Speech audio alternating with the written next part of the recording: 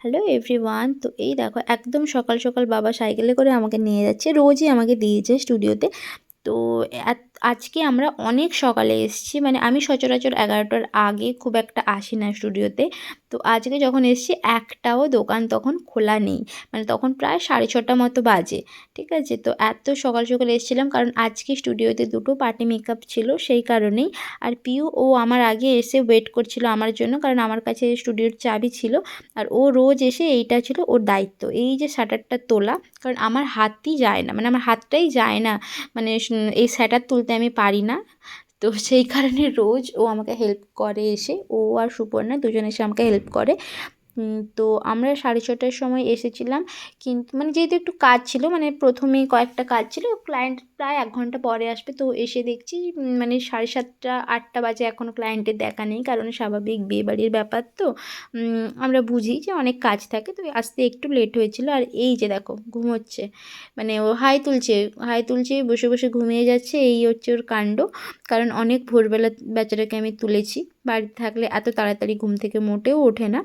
তো আজকে প্রথমেই বলে দিই, আমার যে ক্লায়েন্ট, আমি কিন্তু ওনাদের ছবি বা ভিডিওটা পোস্ট করতে পারবো না, কারণ আমার যে ক্লায়েন্ট রোজিনাদি, ফার্স্ট ক্লায়েন্ট যিনি ছিলেন, উনি আমাকে এসেই বলেছিলেন যে দেখো আমার একটু ছবি বা ভিডিও দেওয়াতে প্রবলেম আছে, তুমি কিন্তু ওগুলো নিও না, ক্লিপসগুলো নিও না।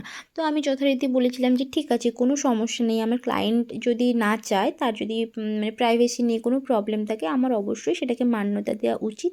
আর আমি সেটাই করেছি, আমি সব ক্ষেত্রেই, আমাকে যদি কেউ না বলে আমি কিন্তু কখনোই সেই ভিডিও বা ছবি নিই না।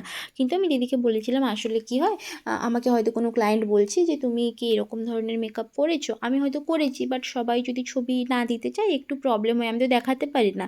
তো দিদি তখন কিন্তু আমার প্রবলেমটা বুঝে আমাকে এটা বললো যে ঠিক আছে, তুমি এক কাজ করো, ছবি নিয়ে নাও, ছবি নিয়ে তুমি তোমার কাছে রেখো, পোস্ট করো না, বাট তোমার সুবিধার জন্য তুমি রেখো, যদি কখনো কেউ দেখতে চায় যে রেফারেন্স চাওয়ার জন্যে, তো তুমি তখন দেখিও, শুধু পোস্ট করো না, মানে সোশ্যাল মিডিয়াতে একটু সমস্যা আছে সেই কারণে।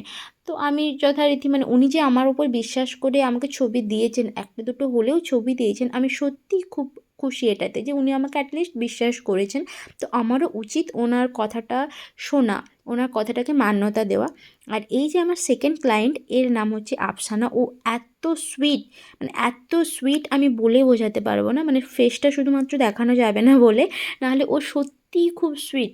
ওর বেচারা কী হয়েছিল, একটু লেট হয়ে গেছিলো আসতে, যে কারণে কি বলছে আমাকে যে দিদি তুমি আমাকে লিপস্টিক আর লাইনার পরিয়ে ছেড়ে দাও, আমার মানে বেচারা ভয় পেয়ে গেছে, বিয়েবাড়ির ব্যাপার তো, মানে দেরি হয়ে গেছে স্বাভাবিক। তো আমি খুব তাড়াতাড়ি 30 মিনিটের মধ্যে ওকে রেডি করে দিয়েছিলাম। আর এইখানে দেখো আমাদের কালী মায়ের পুজো, বাজারে যে মন্দির, কালী মায়ের মন্দিরে পুজো হচ্ছিলো, তাই আমরা একটু পুজো দিতে গেছিলাম।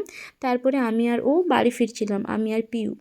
তো এইখানে আমি একটা খুব বড় ব্লান্ডার করে ফেলি, সেটা হচ্ছে যখন আমি ফোনটা অন করি, করে দেখছি আইয়ের ওপর মানে পুরো সাদা সাদা হয়ে আছে, বুঝতে পারছি না যে কী। তারপরে মনে পড়লো ওরা আমার ওপরে আই বেস দিয়ে আই মেকআপ করার জন্য আই বেস দিয়েছিল, ঠিক আছে।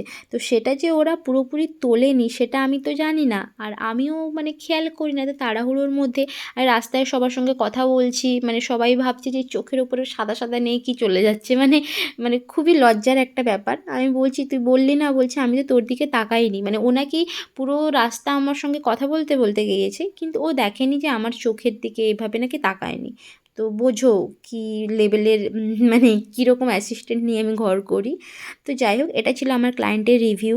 তো আমি সত্যি খুব টেনশানে ছিলাম যে এত কম সময়ের মধ্যে মেকআপ করেছি, মানে আদৌ টিকবে, বেশি সময় থাকবে, তো খুব টেনশন হচ্ছিলো। তো ও যাই হোক বলেছিল যে খুব ভালো লেগেছে ওর।